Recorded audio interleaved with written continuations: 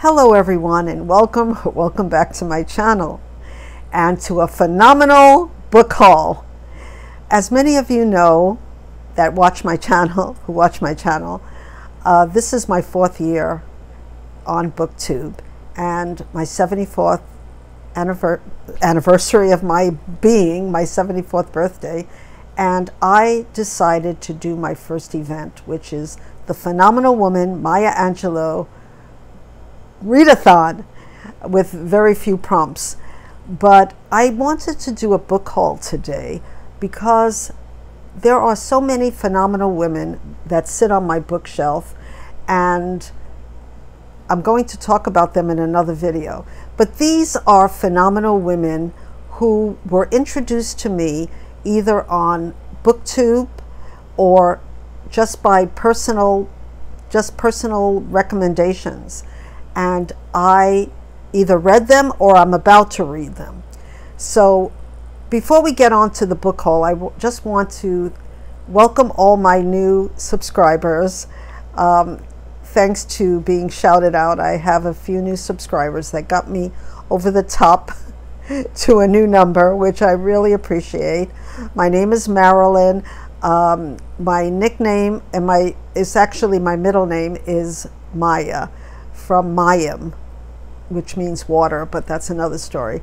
Maya Angelou also changed her name from Marguerite to Maya, and we have that in common, as well as a couple of other things. Of course, I can't say that I've come up to anywhere near the phenomenalness, if that's a word, of Maya Angelou. But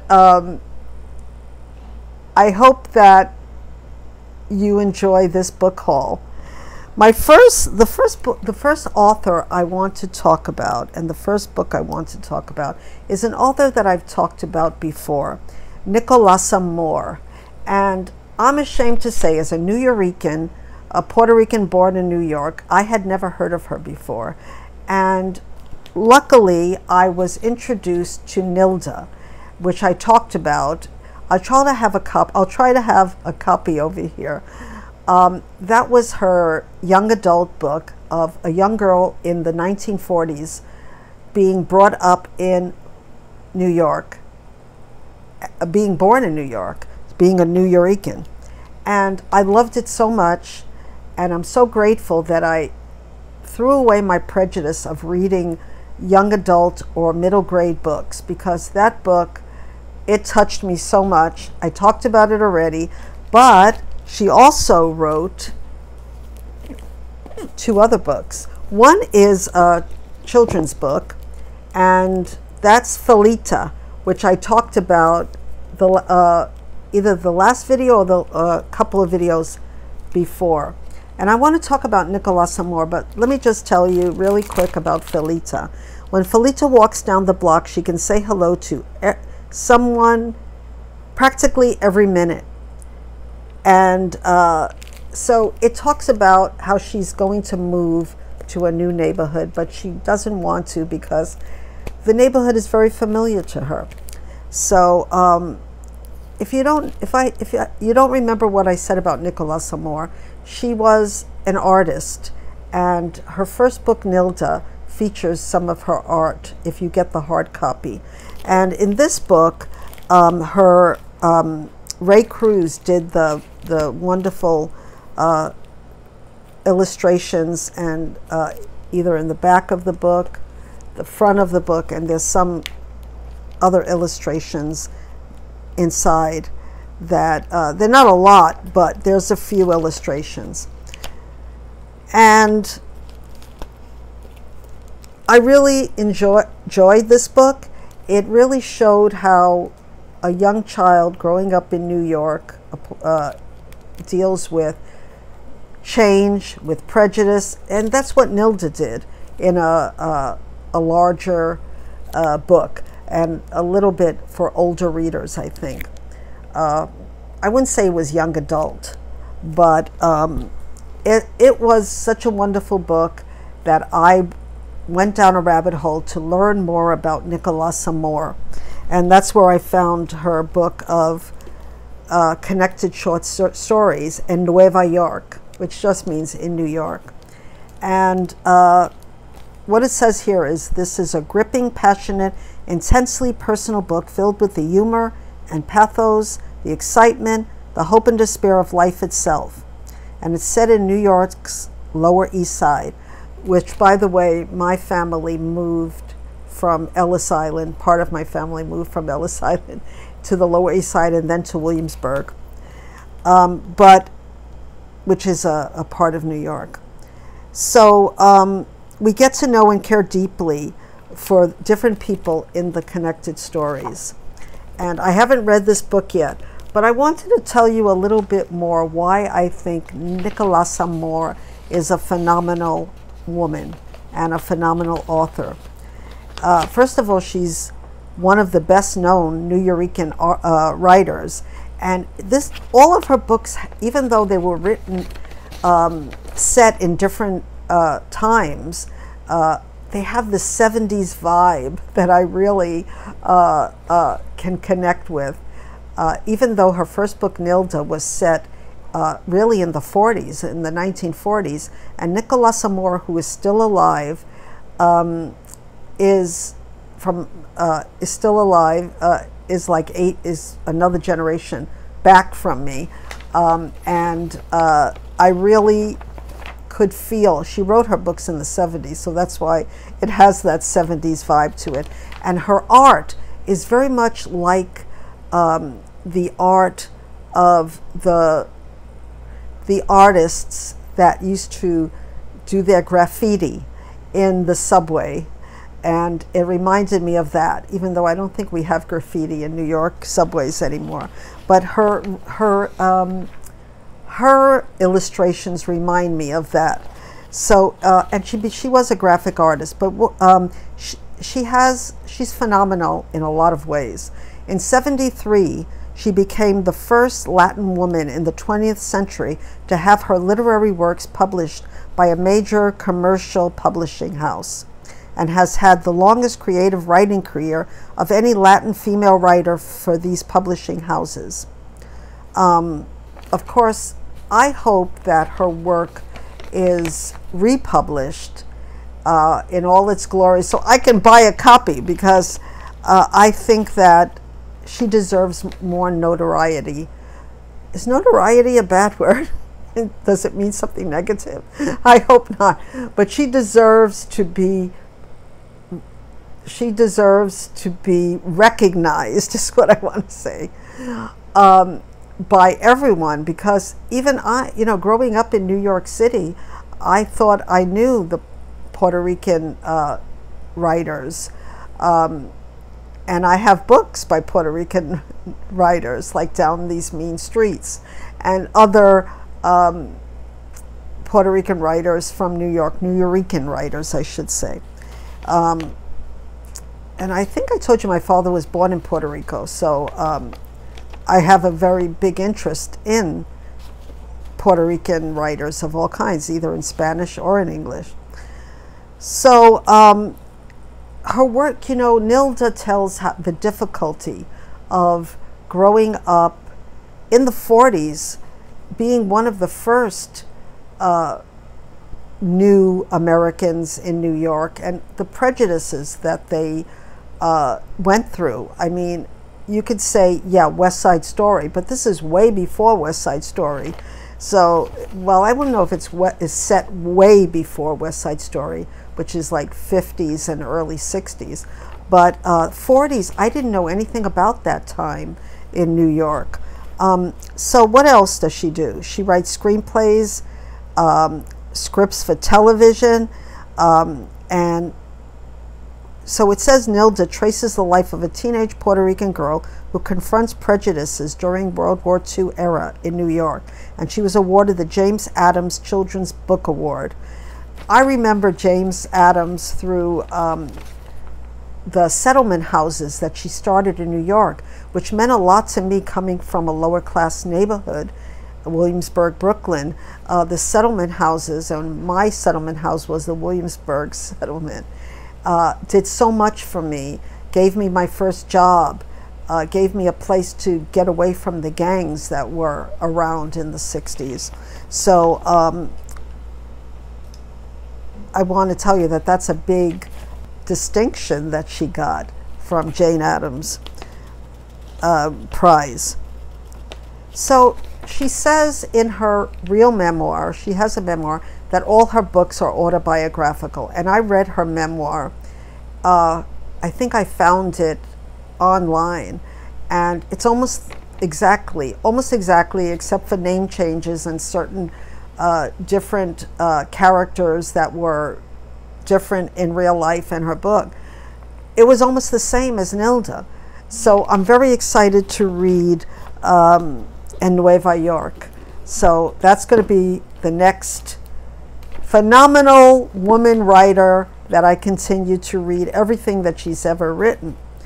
And she was also, it says here, she created the book jacket and 8 illustrations for her book. And Bronx Remembered is her second novel, and I have that waiting for me at the library.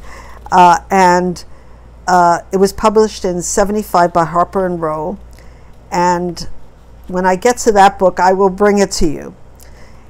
And she was also awarded the New York Times Outstanding Book Award, making Mohr the first Latin female to receive such an honor, and not the last. And hopefully I can find more Nuyorican female writers.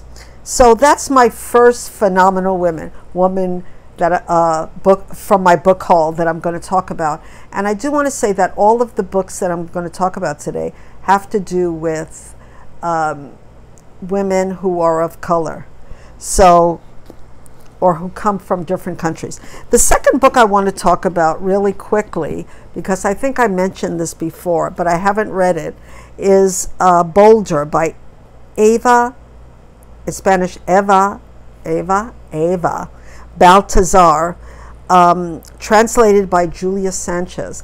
Now this is good for translated fiction by translated fiction, translated women fiction by translators who are female. There we go. And it was the winner of the English Pen Award, and I think it was also shortlisted for the, it was shortlisted for the International Booker Prize of 2023, and she has a new book coming out. So I really want to read this. It's also good for Shorty September. The reason that I wanted to talk about Bolder, not only does it deal with lesbian issues, but it also deals with a country that I stayed in, which is Catalonia. Now Spain, when I went to Spain I lived in Spain 1972 to 73, I'm wrong, 73 to 74. I went to Barcelona for a little while. I really lived in Madrid, but I went to Barcelona, and at that time Franco was a dictator, and they did not allow people to speak Catalan, which is the language of the people from that part of Spain. And it's a language. And now that Franco is gone, yes, there are more problems, like with crime in Madrid. I was just watching a YouTube channel about, I saw the Gran Via in Madrid. Sorry, I'm getting off the subject, but it was so different from the way I remembered it. It was filled with homeless people and I should say houseless people, which we say in Hawaii, and very dirty, and that's sad. But on the other hand, the things that were prohibited in Spain, like Catalan, anyone speaking Catalan would be jailed and worse. So Eva Baltazar is a poet, and she brings that poetry, I'm told. I haven't read any of her books yet, but I am going to read this for Phenomenal Woman Phenomenal Woman, for Maya Angelou Phenomenal Woman Readathon, because I think that her books dealing with topics that weren't allowed to be spoken in a language she wasn't allowed to speak, and now are being translated. Definitely, I haven't read her poetry, but I heard it's amazing, and I want to celebrate this phenomenal woman. Okay, the next phenomenal woman I want to talk about is a book I did read. I don't know, somebody on BookTube told me to suggested it, and it has mixed reviews. I happen to love it, so I'm not going to, I talked about it already. It's Like a Mule Bringing Ice Cream to the Sun by Sara Ladipo Manica, shortlisted for the Goldsmith Prize in 2016. And it really, I needed to know more about the author when I read this book. And I found out that Sara Ladipo Manica, she teaches literature at San Francisco State University. And she had a first novel, which I never heard of. It's called Independence, 2 words, Independence. And it sold 1.5 million copies in Nigeria. And she was born and raised in Nigeria. Father is Nigerian and mother is British. In fact, I have 2 African British female authors on in my book haul today, which I'm very excited about. And but why I consider her a phenomenal woman, besides everything else that I love the book and everything, is because her goal is to help and support and amplify young writers and female voices. And I think that makes her a phenomenal woman, and something that she had in common with Maya Angelou. And not for the least is that I have about 20% of my DNA is Nigerian. So I know I don't look it right, but I'm interested in Nigeria. And this book takes place in San Francisco, and it shows her love of San Francisco, and it's a Nigerian woman. And her name is the main character is Dr. Marayo da Silva. And I did think what they say on the tin, one of the most memorable characters you are likely to encounter on the page. She's an older woman, so I really could really identify with the things that happened to her, and the way you sometimes feel so young until your body tells you you're not young anymore. So I don't want to tell you too much about this book because I told you about it before, but I will say that she's a cosmopolitan Nigerian woman, lives in San Francisco on the cusp of 75. So I have a lot in common with her, being on the cusp of 74. But she is in good health in the beginning and makes the most of it. She talks to strangers, and I do that too. So I loved her. I really loved her. And she has friends and chance encounters, and then she has a fall, and things start to change for her. So take a look and see if you like this book. I know some people have given it negative reviews, but I just enjoyed it, and I'm looking forward to anything else she puts out. And she's definitely a phenomenal woman. Now, a phenomenal woman that everyone says is a phenomenal woman, but I haven't read yet, and I'm going to start with her Manifesto of Never Giving Up, Bernardine Evaristo. Now, she's the Booker Prize winning woman author of Girl, Woman, Other, which I haven't read, but I decided to pick the memoir, an unusual memoir, it says. First, this is what she says about it. When I won the Booker Prize in 2019 for my novel Girl, Woman, Other, I became an overnight success after 40 years of working professionally in the arts. My career hadn't been without its achievements and recognition, but I wasn't widely known. And when the novel became a #1 bestseller, sold in many foreign languages, and received the kind of attention I had long desired for my work, in countless interviews I found myself discussing my route to reaching this high point after so long. I said I felt unstoppable because it struck me that I had been just this ever since I left my family home at 18 to make my own way in the world.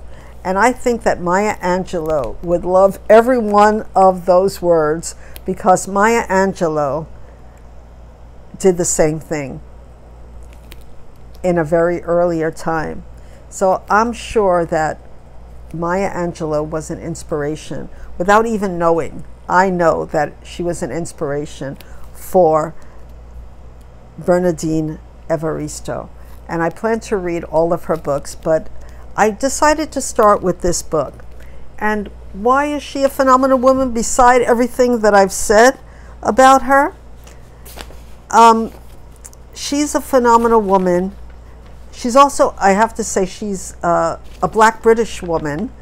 She's a professor of creative writing at Brunel University, London. And her writing spans verse, fiction, explore aspects of the African diaspora. So, of course, I'm interested in that. And being a teacher, I'm sure, just like Sarah Ladipo Manica, though not as widely known, she helps her students find their way in the world like teachers do. So I'm looking forward to reading Manifesto on Never Giving Up. If you've read it or anything else by this author, please let me know down in the comments, and if you've liked it, and if I should read it sooner than later. The last book that I'm going to talk about, I don't know if this woman is a phenomenal woman, but in one way she's a phenomenal woman to me. And her name is Sarah Wilson. First We Make the Beast Beautiful, A New Journey Through Anxiety. Now, I looked her up, and she's a best-selling author, a social influencer, entrepreneur. She writes about not eating sugar, which is all wonderful and great, you know, but that's not what makes her a phenomenal woman to me. I haven't read her book yet. And it's, like I said, it's called First We Make the Beast Beautiful.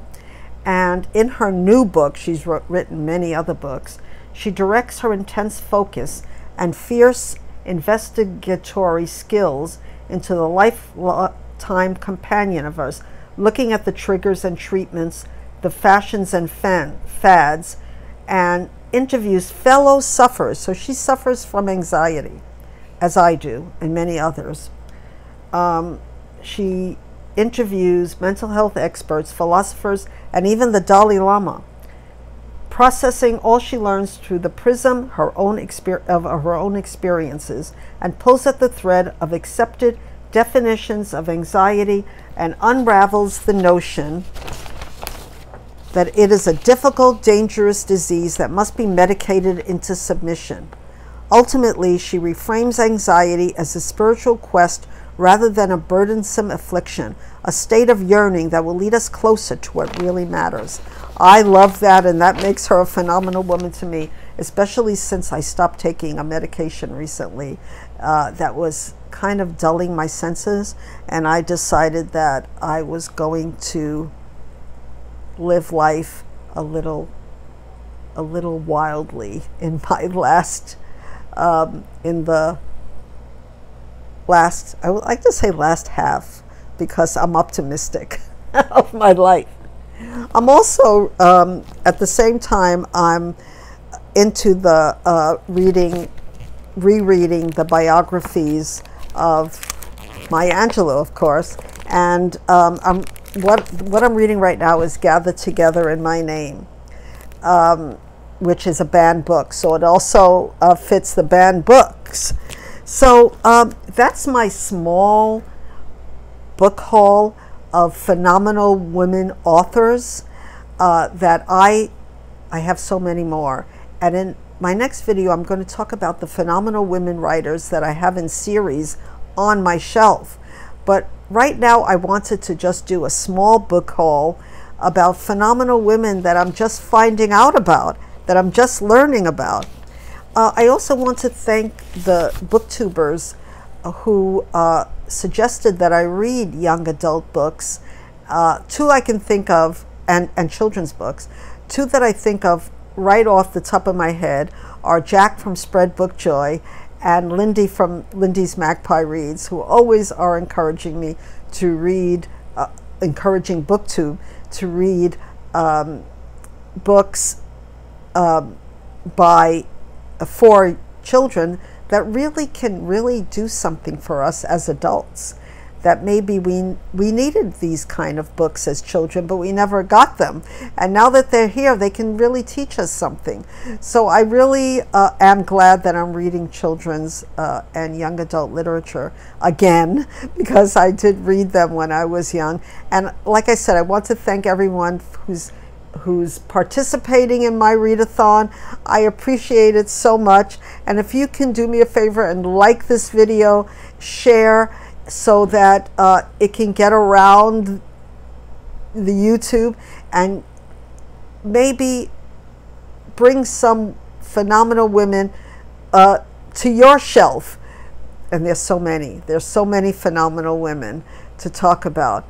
But I didn't want to end with saying that Maya Angelou has always been a phenomenal woman to me, even before she wrote the poem Phenomenal Woman.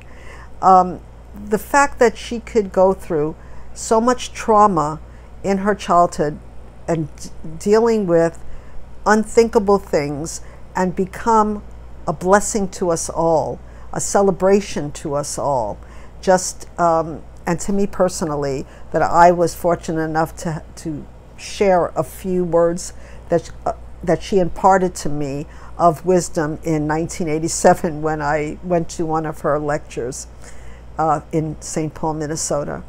I felt that it was something that was brought to me that helped me in so many ways, as her literature helps people every single day and gives them hope that no matter how much trauma you go through in life, maybe because of trauma that you go through, you can go on and become a phenomenal woman.